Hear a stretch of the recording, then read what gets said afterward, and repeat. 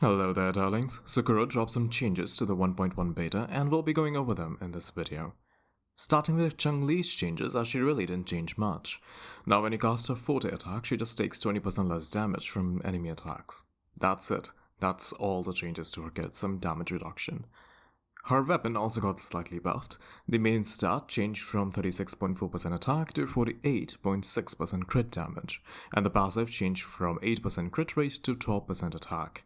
This is about 3% better than the old one, so honestly still not the best signature in the game.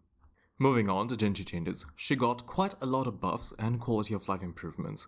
Her max incandescent stacks increased to 50 from the 40 it was originally, and the multiplier for the incandescence attack also got increased by 65%.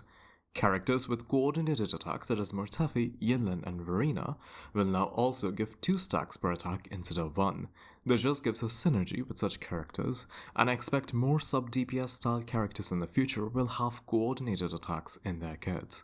Her normal attacks in the incarnation state also counts as resonance skill damage. Her weapon's passive also got a slight rework to play much better with the quickswap playstyle, as a skill damage bonus is tied to her intro and skill cost instead of making you do basic attacks.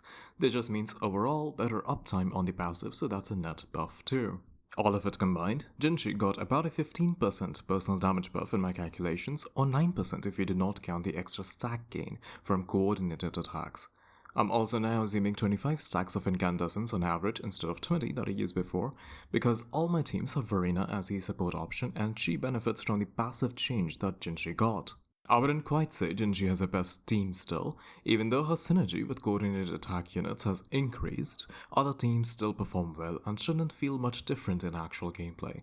So if you want to use Murtafi or Yinlin with her, they'll increase her personal damage quite a bit and she will feel great. But if you have plans to use other units such as Encore, Changli, or Sanhua, they should be fine as well. Don't stress about it too much.